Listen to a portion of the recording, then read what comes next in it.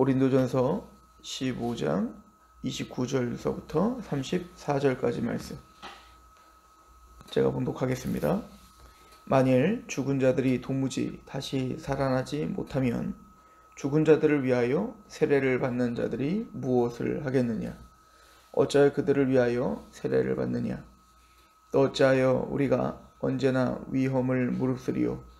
형제들아, 내가 그리스도 예수 우리 주 안에서 가진 바 너희에 대한 나의 자랑을 두고 단언하노니 나는 날마다 죽노라. 내가 사람의 방법으로 에베소에서 맹수와 더불어 싸웠다면 내게 무슨 유익이 있으리요?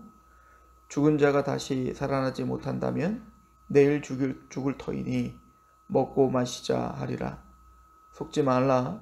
악한 동무들은 선한 행실을 더럽히나니 깨어 의를 행하고 죄를 짓지 말라. 하나님을 알지 못하는 자가 있기로 내가 너희를 부끄럽게 하기 위하여 말하노라. 아멘. 고린도 교회 성도들의 지금 상황의 문제는 갈등과 싸움, 또 우상숭배, 탐욕, 음행, 사실은 여러 가지가 다 복합적으로 지금 작용하고 있는 문제들이고, 이런 문제들은 사실은 구원받은 하나님의 백성들의 교회들인 우리들의 모습 속에서도 여전히 드러나고 있는 바이죠. 그런 상황 속에서 사도 바울은 그 모든 상황을 이길 수 있는 방법은 바로 사랑이다. 그리고 그 사랑은 복음으로부터 나타나며 그 복음의 정수가 부활이다. 그래서 그 부활을 믿는 그 신앙은 날마다 나를 죽게 한다. 31절에 형제들아, 내가 그리스도 예수 우리 주 안에서 가진 바 너희에 대한 나의 자랑을 두고 단언하니 나는 날마다 죽는다. 그래서 죽는다는 얘기는 예수님께서 제자들에게 말씀하셨듯 너희가 나를 따르려거든 자기를 부인하고 자기 십자가를 지고 따르라는 것이죠. 사실은 모든 문제 해결은 내가 죽으면 돼요. 그죠? 근데 내가 죽는다는 것이 억울하고 내가 죽는다는 것이 내가 지는 것처럼 느껴지기 때문에 우리는 우리 스스로를 죽일 수가 없는 거예요. 근데 사도 바울이 나는 날마다 죽을 수 있는 이유가 있다. 날마다 죄에서 죽고 또 자기를 부인하고 예수 그리스도의 십자가를 따를 수 있는 이유는 바로 부활을 믿는 신앙 때문이다 라고 이야기를 하죠. 29절에 만일 죽은 자들이 도무지 다시 살아나지 못하면 죽은 자들을 위하여 세례를 받는 자들이 무엇을 하겠느냐? 어찌하여 그들을 위하여 세례를 받느냐? 또 어찌하여 우리가 언제나 위험을 무릅쓰리요? 형제들아, 내가 그리스도 예수 우리 주 안에서 가진 바 너희에 대한 나의 자랑을 두고 단언하니 나는 날마다 죽노라. 그러니까 세례의 의미라는 것은 우리가 잘 알듯 세례는 뭐죠?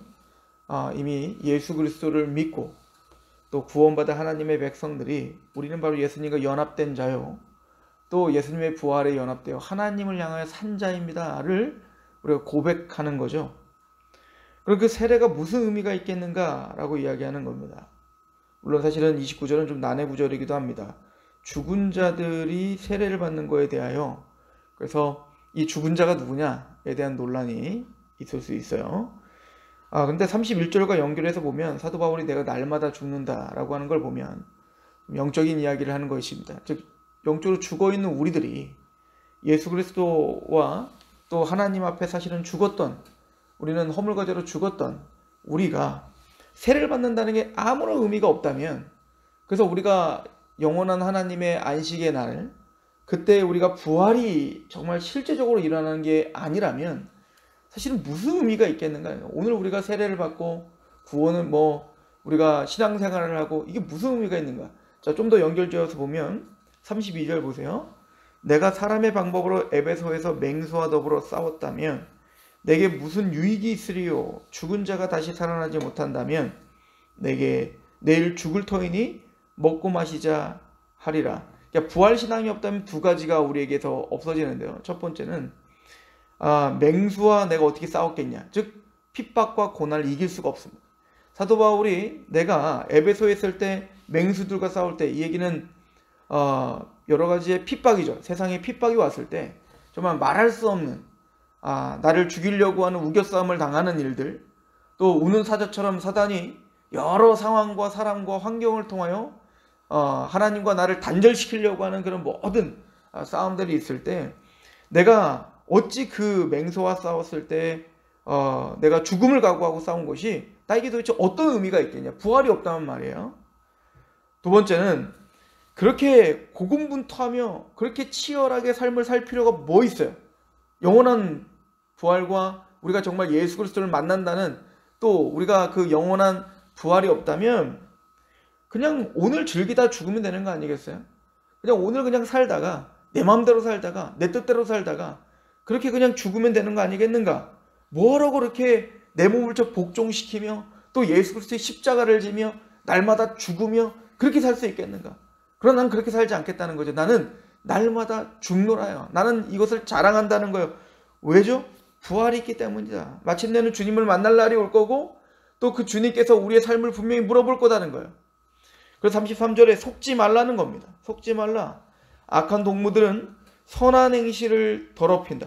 근데 이 악한 동무들이라는 게 지금 교회 밖에 있는 사람들을 말하는 게 아니라 교회 안에도 그런데, 오늘이 마지막인 것처럼 살아야 되는데, 또 주님을 반드시 만날 거라는 것을 우리는 알고 살아야 되는데, 그래서 우리는 반드시 다시 살아나 영원한 삶이 있다는 것을, 또 영원한 그 부활의 몸이 있다는 것을 우리는 알고 의식하며 깨어 살아야 되는데, 교회 안에서도 악한 동무들처럼 그냥 오늘 하루 하나님의 은혜를 이야기는 하는데, 하나님의 사랑도 이야기도 하고 하나님의 나라도 이야기를 하는데, 전혀 오늘이라는 날밖에 없는 것처럼 살아가고 있는 사람들이 있는 거예요. 그게 누구냐면 바로 고린도 교회에 있었던 음행과 탐심과 갈등과 자기 자랑과 이런 삶을 아무런 의미 없이 살아가고 있는 사람들에 대하여 지금 사도 바울은 말해요. 속지 말라는 거죠.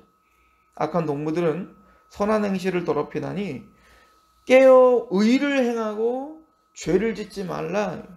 하나님을 알지 못하는 자가 있기로 내가 너희를 부끄럽게 하기 위하여 말한다. 지금 우리 안에, 너희 안에 지금 하나님을 알지 못하는 것처럼 행하고 있는, 그래서 오늘 하루를 즐기며 살면 내가 행복하면 그만인 것처럼, 내가 이 땅에서 부유하면 그만인 것처럼, 내가 이 땅에서 뭔가 내 어떤 욕망을 채우면 그만인 것처럼 살아가고 있는, 또 그것을 위하여 하나님과 은사들과 또 하나님이 주신 모든 것들을 도구로 사용하고 있는 사람들이 있기에 내가 그들을 부끄럽게 하기 위하여 이 글을 쓰노라. 우리는 영원한 부활을 믿는 자요, 그래서 오늘 날마다 죽을 수 있는 자들이고, 또 내가 억울함을 당하여도 그 억울함을 주님께서 풀어줄 거라는 확신이 있기에 우린 날마다 죽을 수 있는 사람들 아닌가?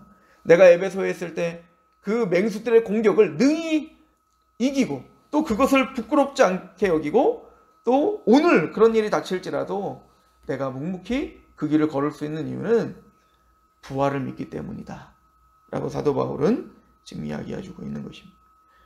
오늘 또한 그 부활이 우리에게 어떤 의미가 있고, 그 부활이 우리의 삶에서 어떻게 적용되고 있는지를 묵상하시는 하루가 되시길 축원합니다. 기도하겠습니다. 하나님 아버지, 우리가 이렇게 날마다 주님을 상고하며 억울함을 당하여도, 또 자기 십자가를 지어도 우리가 그곳에 낭만치 않는 이유가 여기 있습니다. 주님께서 우리를 붙잡아 주실 것이고, 주님께서 우리를 승리하게 하실 것이며, 주님께서 우리의 구원을 완성시키시되 영원한 삶이 우리에게 있음을 기억하며 오늘 하루를 살아갈 수 있는 교회요, 성전이요, 거룩한 하나님의 성도요, 또 예수 그리스도를 마음을 다하여 부르는 그런 하나님의 백성들 되게 하옵소서. 예수님의 이름으로 감사하며 기도합니다. 아멘.